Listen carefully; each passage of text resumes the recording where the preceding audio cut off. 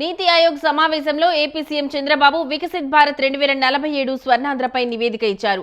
పహల్గాం ఉగ్రదాడిని ఖండిస్తూ ఆపరేషన్ సింధూర్ను ప్రశంసిస్తూ చంద్రబాబు తన ప్రసంగాన్ని ప్రారంభించారు. ఎన్డీఏ ప్రభుత్వంలో ఇప్పటివరకు సాధించిన ప్రగతిని వివరించారు. దేశ రాష్ట్ర అభివృద్ధికి దోహదపడే అంశాలను తన ప్రెజెంటేషన్లో ప్రస్తావించారు.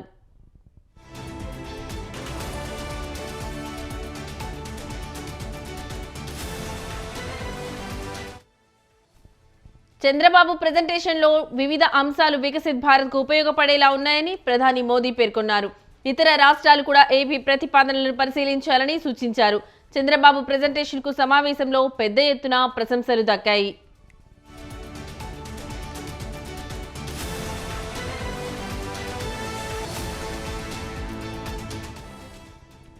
రాష్ట్రంలో అమలు చేస్తున్న సంక్షేమ అభివృద్ధి కార్యక్రమాలను తన ప్రెజెంటేషన్లో చంద్రబాబు వివరించారు. $2.4 ట్రిలియన్ ప్రగతి లక్ష్యంతో ఏపీ ప్రణాళికలు సిద్ధం చేసుకుంటున్నట్టు వెల్లడించారు. వికసిత్ భారత్ కల సాకారంతో స్వర్ణాంధ్రను సాధించేలా అడుగులు వేస్తున్నట్లు పేర్కొన్నారు.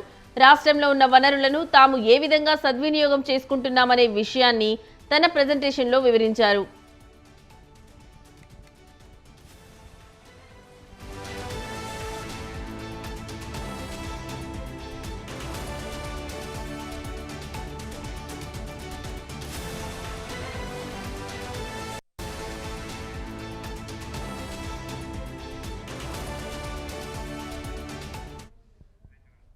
ఢిల్లీలో నీతి ఆయోగ్ సమావేశం కొనసాగుతుంది. వికసిత్ భారత్ 2047 లక్ష్యంగా అన్ని రాష్ట్రాల సీఎంలతో ప్రధాని మోదీ భేటీ అయ్యారు.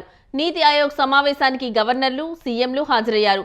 వికసిత్ భారత్ 2047 చర్యలో భాగంగా రాష్ట్రాల అభివృద్ధికి తీసుకోవాల్సిన చర్యలపై ప్రధాని దిశానిర్దేశం చేస్తున్నారు.